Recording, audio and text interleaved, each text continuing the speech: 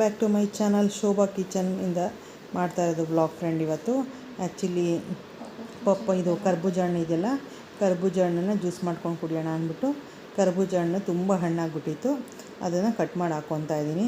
ಯಾಕಂದರೆ ಈ ಸೀಸನಲ್ಲಿ ತುಂಬ ಚೆನ್ನಾಗಿ ಕರ್ಬೂಜ ಹಣ್ಣು ಸಿಗುತ್ತೆ. ಯಾಕಂದರೆ ಸೀಸನಲ್ಲಿ ಸಿಕ್ಕೋ ಹಣ್ಣುಗಳನ್ನೆಲ್ಲ ನಾವು ತಿಂದಷ್ಟು ಒಳ್ಳೆಯದು ಅಂತ ಹೇಳ್ತಾರೆ. ಅದ್ರ ಜೊತೆಗೆ ನಾನು ಸಕ್ಕರೆನೂ ಆ್ಯಡ್ ಮಾಡ್ಕೊತಿಲ್ಲ. ಈ ಮೆತು ಇರುತ್ತಲ್ಲ ಖರ್ಜೂರನ, ಅದನ್ನು ಒಂದು 3ನ ಬಿಡಿಸ್ಬಿಟ್ಟು ಬೀಜ ತೆಗೆದುಬಿಟ್ಟು ಅದನ್ನು ಹಾಕ್ಕೊತಾ ಇದ್ದೀನಿ. ಇದು ಹಾಕ್ಕೊಂಡ್ರೆ ಸಾಕು, ಚೆನ್ನಾಗಿ ಸ್ವೀಟ್ ಅನ್ನೋದು ನಮಗೆ ಸಿಕ್ಕುತ್ತೆ. ಮತ್ತು ಇದೆಲ್ಲ ಬಂದುಬಿಟ್ಟು ಡ್ರೈ ಫ್ರೂಟ್ಸು ಗೊತ್ತೇ ಇದೆ ನಿಮಗೆ.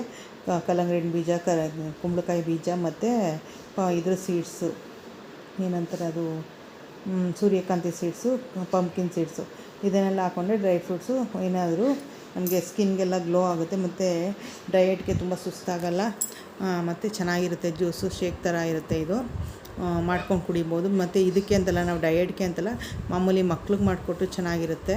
ಮತ್ತು ಶುಗರ್ ನಮ್ಗೆ ಬೇಕಾಗೋದೇ ಇಲ್ಲ, ಯಾಕಂದರೆ ಖರ್ಜೂರ ಹಾಕಿರುತ್ತೀವಲ್ಲ, ಒಳ್ಳೆ ಸ್ವೀಟ್ ಕೊಡುತ್ತೆ. ಇದು ಫುಲ್ಲು ನೋಡಿ, ಒಂದು ಕಪ್ ಫುಲ್ಲು, ಗ್ಲಾಸ್ ಕಪ್ಪಲ್ಲಿ ಫುಲ್ ತೊಗೊಂಡ್ರೆ ನನಗೆ ಬ್ರೇಕ್ಫಾಸ್ಟ್ ಥರನೇ ಆಗುತ್ತೆ. ನಾನಿದು ಜಿಯಾ ಸೀಡ್ಸ್ನ ನೆನೆಸಿಟ್ಟಿದ್ದೀನಿ, ಕಾಮಕಸ್ತೂರಿ ಬೀಜನ, ಅದನ್ನು ಹಾಕ್ಕೊತೀನಿ. ಅದನ್ನು ಹಾಕ್ಕೊಂಡು ಮಿಕ್ಸ್ ಕೊಟ್ಕೊತೀನಿ.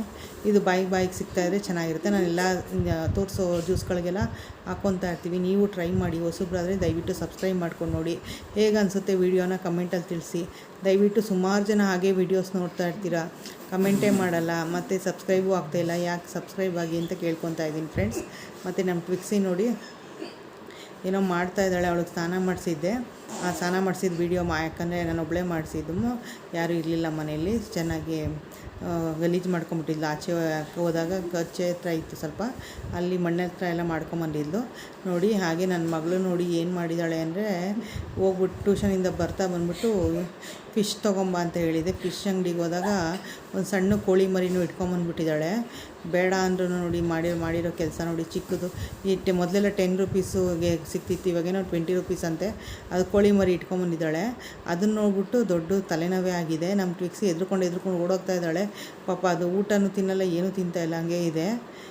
ಅದನ್ನು ನೋಡ್ಬಿಟ್ಟು ಇವಳು ಟ್ವಿಕ್ಸಿ ಹೋಗ್ಬಿಟ್ಟು ಮಂಚದ ಕೆಳಗಡೆ ಓಡೋಗಿ ಬಚ್ಚಿಕೊತಾ ಇದ್ದಾಳೆ. ಅಲ್ಲ, ನಾಯಿ ಮರಿಗೆ ನೋಡಿ ಎಷ್ಟು ಭಯ ಆಗ್ತಿದೆ. ಆ ಕೋಳಿ ಮರಿ ನೋಡ್ಬಿಟ್ಟು ಏನೋ ತಂದುಬಿಟ್ಟಿದ್ದಾರಲ್ಲಪ್ಪ ಇವರು ಅನ್ನೋ ಥರ ಎದ್ರುಕೊಂಡು ಓಡೋಗ್ತಾ ಇದ್ದಾಳೆ. ಮತ್ತು ನಾನು ಬೇಳೆ ಸಾರು ಮಾಡಿಕೊಂಡು ಮಧ್ಯಾಹ್ನಕ್ಕೆ ಎಲೆಕೋಸು ಪಲ್ಯ ಮಾಡಿಕೊಂಡು ಊಟ ಮಾಡ್ತಾಯಿದ್ದೀನಿ. ಮತ್ತು ಇದು ಬಂದ್ಬಿಟ್ಟು ನೆಕ್ಸ್ಟ್ ಡೇ ವ್ಲಾಗ್ ಫ್ರೆಂಡ್, ಹಾಗೆ ಕಂಟಿನ್ಯೂ ಮಾಡ್ತಾಯಿದ್ದೀನಿ. ಆ್ಯಕ್ಚುಲಿ ABC ಜ್ಯೂಸ್ ಮಾಡ್ಕೊಂಡು ಕುಡಿತಾಯಿದ್ದೀನಿ. ನೈಟಿಗೆ ಬಂದ್ಬಿಟ್ಟು ಮಧ್ಯಾಹ್ನ ಮುದ್ದೆ ತಿಂದಿದ್ದಲ್ಲ ಹಿಂದಿನ ದಿನ ನೈಟ್ಗೆ ನಾನು ತಿನ್ನೋಕೆ ಹೋಗಲಿಲ್ಲ. ಹೊಟ್ಟೆ ಅಷ್ಟು ಮುದ್ದೆ ತಿಂದ್ಬಿಟ್ರೆ ನನಗೆ ಹಸಿವೆ ಆಗೋಲ್ಲ. ಮತ್ತು AB ಜ್ಯೂಸ್ ಮಾಡ್ಕೊಂಡು ಕುಡಿತಾಯಿದ್ದೀನಿ. ಕ್ಯಾರೆಟು ಮತ್ತು ಬೀಟ್ರೋಟು ಮತ್ತು ಆ್ಯಪಲ್, ಒಂದು ಸಣ್ಣದು ಆ್ಯಪಲ್ ಇತ್ತು, ಅದನ್ನು 3 ಹಾಕ್ಕೊಂಡು ರುಬ್ಕೊಂಡು ಕುಡಿತಾಯಿದ್ದೀನಿ. ಇದು ಕುಡಿಯೋದ್ರಿಂದ ಏನು ಬೆನಿಫಿಟ್ ಅಂದರೆ ತುಂಬ ನಮಗೆ ಸ್ಕಿನ್ ಗ್ಲೋ ಆಗುತ್ತೆ. ಮತ್ತು ನಾನು ಅದಾದಮೇಲೆ ಪೂಜೆ ಮಾಡಿಕೊಂಡು ಹೂವು ಎಲ್ಲ ಇಟ್ಕೊಂಡು ದೇವ್ರಿಗೆ ಪೂಜೆ ಮಾಡಿದೆ. ಇದು ಆ್ಯಕ್ಚುಲಿ ಶುಕ್ರವಾರದ ಬ್ಲಾಗ್ ಅನಿಸುತ್ತೆ ಇದು. ಆ್ಯಕ್ಚುಲಿ ಪೂಜೆ ಎಲ್ಲ ದೇವ್ರ ಸಾಮಾನೆಲ್ಲ ತೊಳ್ಕೊಂಡು ಆಗಲೇ ನನಗೆ ಎಲ್ಲ ಕ್ಲೀನ್ ಮಾಡ್ಕೊಳ್ಳೋಷ್ಟರಲ್ಲಿ ತುಂಬ ಸಂಜೆನೇ ಆಗೋಗಿತ್ತು. ಸಂಜೆ ಆದಮೇಲೆ ಪೂಜೆ ಮಾಡಿಕೊಂಡೆ, ಯಾಕಂದರೆ ಬೆಳಿಗ್ಗೆ ಮಾಡೋದಕ್ಕಾಗಿರಲಿಲ್ಲ. ದೇವ್ರ ಸಾಮಾನೆಲ್ಲ ತುಂಬ ಗಲೀಜಾಗೋದು. ಪೀರಿಯಡ್ಸ್ ಇದ್ದಿದ್ದ ಕಾರಣ ಬಂದ್ಬಿಟ್ಟು ಗುರುವಾರ ನಾನೇನು ತೊಳ್ಕೊಂಡಿರಲಿಲ್ಲ. ಶುಕ್ರವಾರ ಎಲ್ಲ ತೊಳ್ಕೊಂಡು ದೇವ್ರ ಸಾಮಾನೆಲ್ಲ, ನಿಮಗೆ ಗೊತ್ತಿರುತ್ತೆ, ದೇವ್ರ ಮನೆ ಕ್ಲೀನ್ ಮಾಡೋದು ಅಂದರೆ ಸುಮಾರು ಹೊತ್ತೇ ಹಿಡಿದು ಬಿಡುತ್ತೆ. ನಮ್ಮ ಮನೇಲಂತೂ ನಾನು ಸ್ವಲ್ಪ ನಿಧಾನನೇ, ಟೈಮ್ ಬೇಗ ಮಾಡ್ಕೊಳ್ಳಲ್ಲ. ನನ್ನ ಮಗ ಬಂದ್ಬಿಟ್ಟು ಟ್ರಿಪ್ಗೆ ಹೋಗಿದ್ದ ನೋಡಿ, ಬ್ಯಾಗ್ ತಂದು ಅಲ್ಲೇ ಹಾಕಿದ್ದಾನೆ. ಏನೂ ಎತ್ತಿಟ್ಟಿಲ್ಲ, ಬ್ಯಾಗ್ ಎತ್ತಿಡು ಅಂತ ಹೇಳ್ತೀನಿ, ಎತ್ತಿಟ್ಟಿಲ್ಲ. ಸಂಜೆ ಆಗಿತ್ತು, ಸಂಜೆ ಪೂಜೆ ಮಾಡಿಕೊಂಡೆ. ಎಲ್ಲ ಫುಲ್ ಪೂಜೆ ಮಾಡ್ಕೊಳ್ಳೋ ಅಷ್ಟರಲ್ಲೇ ಟೈಮ್ ಆಗೋಯಿತು. ನಿಮಗೆ ಗೊತ್ತಿರುತ್ತೆ, ಕೆಲಸಗಳು ಅಂದರೆ ಹೆಣ್ಮಕ್ಳದು ಅದು ಇದು ಅನ್ನೋದು ಎಲ್ಲ ಹೊರಗಡೆ ಹೋಗ್ಬಿಟ್ಟು ಬಂದ್ರಂತೂ ಕೆಲಸಗಳೇ ಮುಗಿಯಲ್ಲ, ಅಷ್ಟೊತ್ತಾಗೇ ಬಿಡುತ್ತೆ ನೋಡಿ. ಸಂಜೆ ಆಗೇ ಹೋಯಿತು ನಾನು ಪೂಜೆ ಮಾಡೋ ಅಷ್ಟರಲ್ಲಿ. ಶುಕ್ರವಾರ ಬೇರೆ ಅಲ್ಲ, ಈಗಪ್ಪ ನೀಟಾಗೆಲ್ಲ ದೇವ್ರ ಸಾಮಾನೆಲ್ಲ ತೊಳೆದು ಒಂದು ವಾರ ಆಗಿತ್ತು ಅಂತ ಪೂಜೆ ಮಾಡಿಕೊಂಡೆ. ದೇವ್ರ ಸಾಮಾನು ತೊಳೆಯೋದು ಅಷ್ಟೇ, ತುಂಬ ಒಂದೊಂದು ವಾರಕ್ಕೆ ನಾನೇನು ತೊಳೆಯೋಕ್ಕೆ ಹೋಗಲ್ಲ, 15 ದಿನಕ್ಕೊಂದ್ಸಲಿ ತೊಳಿತೀನಿ. ಮತ್ತು ಪೀರಿಯಡ್ಸ್ ಬಿದ್ದಾಗಂತೂ ಒಂದು 20 ದಿನವೇ ಆಗೋಗ್ಬಿಡುತ್ತೆ, ಆ ಥರ ಆಗಿಬಿಡುತ್ತೆ. ನಿಮಗೆ ಯಾವ ಥರ ಆಗುತ್ತೆ ಅಂತ ಕಮೆಂಟಲ್ಲಿ ತಿಳಿಸಿ. ನಾನು ಫಿಕ್ಸಿ ನಾನು ಎಲ್ಲೆಲ್ಲಿ ಹೋಗ್ತಾಯಿದ್ದೀನಿ, ನಮ್ಮ ಹಿಂದಿಂದೇ ಬರ್ತಾಯಿದ್ದಾಳೆ. ಶಾವಂತಿಗೆ ಹೂವು ತಂದಿದೆ. ಮತ್ತು ನಾನು ಮಾರ್ಕೆಟ್ಗೆ ಹೋಗಿದ್ದೆ, ಮಾರ್ಕೆಟಲ್ಲಿ ಸ್ವಲ್ಪ ಕೆಲಸ ಆಯಿತು ಅಂತ ಮಾರ್ಕೆಟ್ ಕಡೆ ಹೋಗಿದೆ. ಬರ್ತಾಳೆ ಬಿಡಿ ಶಾವಂತಿಗೆ ಮತ್ತು ತಾವರೆ ಹೂವನ್ನು ತಂದಿದೆ. ಆ ತಾವರೆ ಹೂವು ಏನಂದರೆ ಫುಲ್ಲು ಐಸಲ್ಲಿ ಇಟ್ಬಿಟ್ಟಿದ್ರು ಫ್ರೆಂಡ್. ಅದು ತಂದಾಗ ಚೆನ್ನಾಗಿತ್ತು, ನಾವೇ ಅರಳಿಸ್ಬಿಟ್ಟು ಇಟ್ಟಿದ್ದೆ. ಬಟ್ ಸ್ವಲ್ಪ ಹೊತ್ತಿಗೆ ಏನಾಯಿತು ಅಂದರೆ ಫುಲ್ಲು ಬಾಡೋದಂಗೆ ಆಗೋಯಿತು. ಯಾಕಂದರೆ ಅವರು ಫ್ರಿಜ್ಜಲ್ಲಿ ಸ್ಟೋರೇಜ್ ಮಾಡಿರ್ತಾರಂತೆ, ಆ ಕಾರಣಕ್ಕೆ ಹಂಗಾಗುತ್ತೆ ಅಂತ ಹೇಳ್ತಾರೆ. ಅದೇನೋ ಗೊತ್ತಿಲ್ಲ ಸರಿಯಾಗಿ, ಎಲ್ಲ ಸ್ಟೋರೇಜ್ ಮಾಡ್ತಾರೆ ಹೂವುಗಳು ಅಂತ ಹೇಳ್ತಾರೆ. ಮತ್ತು ಮಲ್ಲಿಗೆ ಹೂವು ಕೇಳಿದ್ವಿ, ಮಲ್ಲಿಗೆ ಹೂವು ಅಂತೂ ಫುಲ್ಲು ಐಸ್ ಥರ ಇತ್ತು, ಅದು ತೊಗೊಳ್ಳಿಲ್ಲ. ಬರೀ ನಾನು ಶಾವಂತಿಗೆ ಹೂವು ಮತ್ತು ಏನದು ರೋಸ್ ಹೂವು, ಸಣ್ಣ ರೋಸ್ ಇರುತ್ತಲ್ಲ ಅದು ತೊಗೊಂಬಂದೆ ಅಷ್ಟೇ. ಮಿಕ್ಕಿ ಸ್ವಲ್ಪ ತರಕಾರಿಗಳು ಅವು ಇವು ಇಟ್ಕೊಂಡು ಬಂದೆ. ಅದು ಇಟ್ಕೊಂಬರೋಷ್ಟರಲ್ಲೇ ಸಾಕಾಗೋಯಿತು. ಮತ್ತು ಪೂಜೆ ಎಲ್ಲ ಆದಮೇಲೆ ನಾನು ಸಪೋಟನ ಬಿಡಿಸ್ಕೊಂಡು ಜ್ಯೂಸ್ ಮಾಡ್ಕೊಳ್ಳೋಣ ಅಂದ್ಬಿಟ್ಟು, ಸಪೋಟ ಎಲ್ಲ ಹಣ್ಣಾಗ್ಬಿಟ್ಟಿತ್ತು ಫುಲ್ಲು. ಅದ್ರದ್ದು ಶೇಕ್ ಮಾಡಿಕೊಂಡು ಕುಡಿತಾಯಿದ್ದೀನಿ ಸಪೋಟದು. ಯಾಕಂದರೆ ಫುಲ್ಲು ಹಣ್ಣಾಗ್ಬಿಟ್ಟಿತ್ತು ಹಾಗೆ. ಯಾಕಂದರೆ ಶೇಕ್ ಥರ ಏನಿಲ್ಲ, ಮಾಮೂಲಿ ಹಾಲು ಹಾಕ್ಕೊಂಡೆ ಇದಾಕ್ಕೊಂಡು ಕುಡಿದೆ. ಮತ್ತು ಇದು ಬಂದುಬಿಟ್ಟು 2 ಗ್ಲಾಸ್ ಅಕ್ಕಿ ಮತ್ತು ಹೆಸ್ರುಬೇಳೆ ಹಾಕ್ಬಿಟ್ಟು ಕಿಚಡಿ ಮಾಡೋಣ ಅಂದ್ಬಿಟ್ಟು ರೆಡಿ ಮಾಡ್ಕೊತಾ ಇದ್ದೀನಿ. ಇದು ಬಂದುಬಿಟ್ಟು ನೆಕ್ಸ್ಟ್ ಡೇ ವ್ಲಾಗ್, ಎಲ್ಲ ಕಂಟಿನ್ಯೂಸ್ ಆಗಿ ಆಗಿದೆ ಫ್ರೆಂಡ್. ಇದು ನೆಕ್ಸ್ಟ್ ಡೇ ವ್ಲಾಗು. ಸ್ವಲ್ಪನೇ ಎಲ್ಲ ಕ್ಲಿಪ್ಪಿಂಗ್ ತೊಗೊಂಡಿರೋದು. ಯಾಕಂದರೆ ಕಂಟಿನ್ಯೂಸ್ ಆಗಿ ನಾನು ಆಗಲೇ ಒಂದು 4-5 ದಿನವೇ ಆಗೋಗಿದೆ ವೀಡಿಯೋಸ್ ಹಾಕಿ. ಅದ್ರ ಕಾರಣ ಬಂದ್ಬಿಟ್ಟು ಸ್ವಲ್ಪ ತಗೊಂಡಿದ್ದೀನಿ.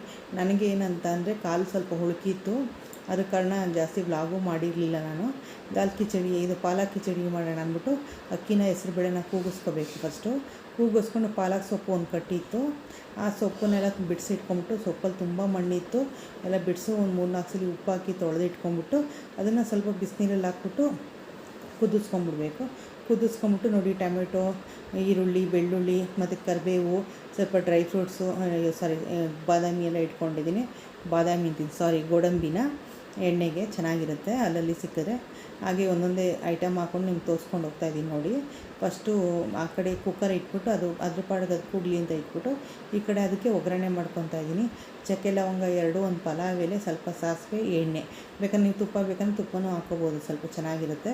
ಬೇಕಂದ್ರೆ ಇಲ್ಲ ಲಾಸ್ಟಲ್ಲಿ ಹಾಕ್ತೀವಿ ಹಾಕ್ಕೋಬೋದು. ಇದು ಮೀಡಿಯಮ್ ಸೈಜ್ ಒಂದು ಈರುಳ್ಳಿ, ದಪ್ಪ ಈರುಳ್ಳಿನ ಮತ್ತು ಹಸಿಮೆಣ್ಸಿನ್ಕಾಯಿ ಸ್ವಲ್ಪ ಖಾರಕ್ಕೆ ಸ್ವಲ್ಪ ಬೇಕಾದಷ್ಟು ಹಾಕ್ಕೊಳ್ಳೋದು. ನಾನೊಂದು 6-7 ಹಾಕ್ಕೊಂಡಿದ್ದೀನಿ. ಸ್ವಲ್ಪ ಚಿಲ್ಲಿ ಪೌಡ್ರ್ ಹಾಕ್ತೀವಲ್ಲ ಸಾಕಾಗುತ್ತೆ. ಮತ್ತು ಈ ಸಣ್ಣಗೆ ಬೆಳ್ಳುಳ್ಳಿನ ಸಣ್ಣಗೆ ಹಚ್ಬಿಟ್ಟು ಹಾಕ್ಕೊಂಡ್ರೆ ಅದು ಬಾಯಿಗೆ ಸಿಕ್ಕಿದ್ರೆ ಚೆನ್ನಾಗಿರುತ್ತೆ ಅಂತ ಹೇಳ್ತಾರೆ, ಅದಕ್ಕೆ. ಮತ್ತು ಇದು ಬಂದ್ಬಿಟ್ಟು ಬಟಾಣಿ, ಹಸಿ ಬಟಾಣಿ ಬಂದ್ಬಿಟ್ಟು 1 ಕಪ್ ಅಷ್ಟು ಹಾಕ್ಕೊಂಡಿದ್ದೀನಿ. ಅದು ಹಾಕ್ಕೊಂಡು ಚೆನ್ನಾಗಿ ಫ್ರೈ ಮಾಡ್ಕೋಬೇಕು. ಯಾಕಂದರೆ ಫ್ರೀಝರಲ್ಲಿ ಇಟ್ಟಿದ್ದೆ, ಅದು ತುಂಬ ತಣ್ಣಗೆ ಇತ್ತು. ಹಾಗೆ ಡೈರೆಕ್ಟಾಗಿ ಹಾಕ್ಬಿಟ್ಟೆ ಸ್ವಲ್ಪ ನೋಡಿ ಹೊಗೆ ಥರ ಆಗುತ್ತೆ. ಆಮೇಲೆ ಸ್ವಲ್ಪ ಮೆತ್ತಗೆ ಬೇಯ್ಕೊತ ಹೋಗುತ್ತೆ. ಮತ್ತು ಹಾಗೆ ಒಂದು ಮೀಡಿಯಮ್ ಸೈಜ್ದು 1-2 ಟೊಮೆಟೊ ಹಾಕ್ಕೊಳ್ಳಿ. ನಾನು ಇಲ್ಲಿ ಬಂದ್ಬಿಟ್ಟು 2 ಟೊಮೆಟೊ ಹಾಕ್ಕೊಂಡಿದ್ದೀನಿ. ಮತ್ತು ಬೆಳ್ಳುಳ್ಳಿ ಶುಂಠಿ ಪೇಸ್ಟ್ ಸ್ವಲ್ಪ ಹಾಕ್ಕೊಂಡು ಒಂದಿಂದನೇ ಒಂದೊಂದು ಹಾಕ್ಕೊಳ್ತಾ ಹೋಗಿದೆ, ಬೇಗ ಆಗುತ್ತೆ.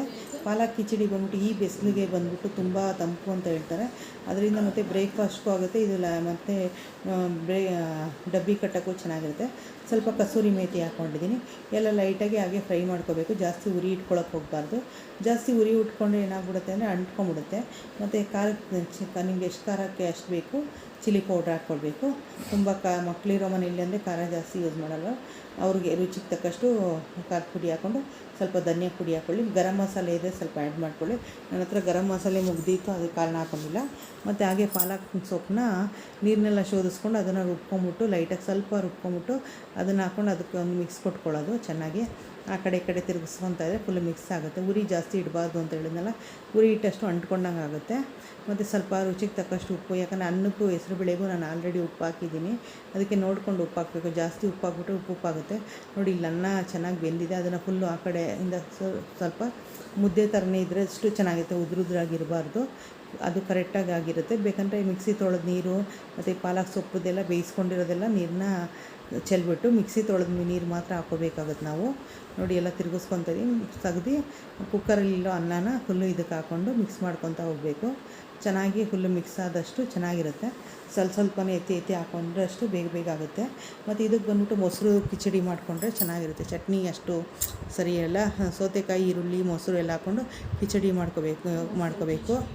ಕೊನೆಯಲ್ಲಿ ಬಂದ್ಬಿಟ್ಟು ಇದಕ್ಕೆ ಒಗ್ಗರಣೆಗೆ ಬಂದ್ಬಿಟ್ಟು ಸ್ವಲ್ಪ ತುಪ್ಪ ಹಾಕ್ಬಿಟ್ಟು ಅದಕ್ಕೆ ಸಾಸಿವೆ ಹಾಕಿ ಮತ್ತು ಗೋಡಂಬಿ ಹಾಕ್ಕೊಂಬಿಟ್ಟು ಸ್ವಲ್ಪ 1-2 ಪೀಸಷ್ಟು ಬ್ಯಾಡಗಿ ಮೆಣಸಿನ್ಕಾಯಿ ಹಾಕ್ಕೊಂಡು ಸ್ವಲ್ಪ ಚಿಲ್ಲಿ ಪೌಡ್ರ್ ಹಾಕ್ಬಿಟ್ಟು ಕೊನೆಯಲ್ಲಿ ಒಗ್ಗರಣೆ ಕೊಟ್ಟರೆ ತುಂಬ ಚೆನ್ನಾಗಿರುತ್ತೆ. ಒಳ್ಳೆ ಗಾರ್ನಿಷ್ ಮಾಡ್ದಂಗೆ ಆಗುತ್ತೆ, ಅದಕ್ಕೆ ಚೆನ್ನಾಗಿರುತ್ತೆ. ಹೋಟೆಲ್ ಟೈಪೇ ಇರುತ್ತೆ, ಸೇಮ್ ಡಾಬಾ ಸ್ಟೈಲಲ್ಲಿ ಹೇಗಿರುತ್ತೆ, ಹೋಟೆಲ್ ರೆಸ್ಟೋರೆಂಟ್ ಸ್ಟೈಲಲ್ಲಿ ಹೇಗಿರುತ್ತೆ ಹಾಗೆ ಇರುತ್ತೆ. ಬೆಣ್ಣೆ ಇದ್ದರೆ ಮತ್ತು ಬೆಣ್ಣೆ ಹಾಕಿ ನೀವು ಸರ್ವ್ ಮಾಡೋದಂತೂ ತುಂಬ ಚೆನ್ನಾಗಾಗುತ್ತೆ. ಈ ಥರ ಇತ್ತು ನಮ್ಮ ಮನೆ ಇವತ್ತು ಪಾಲಕ್ ಕಿಚಡಿ ಸಂಡೇ ಮಾರ್ನಿಂಗು. ಓಕೆ, ಆ ಸಂಡೇ ಮಾರ್ನಿಂಗು ನೋಡಿ ಇಷ್ಟ ಆಯಿತು ಟಿಫನ್ದು ರೆಸಿಪಿ. ಇದಾದಮೇಲೆ ನಾವು ಹೊರಗಡೆ ಹೊರಟ್ವಿ ಫ್ರೆಂಡ್. ಇವತ್ತಿನ ವ್ಲಾಗ್ ಈ ಥರ ಇತ್ತು. ಇದು 2 ಡೇಸ್ ವ್ಲಾಗ್ ಆಗಿರುತ್ತೆ.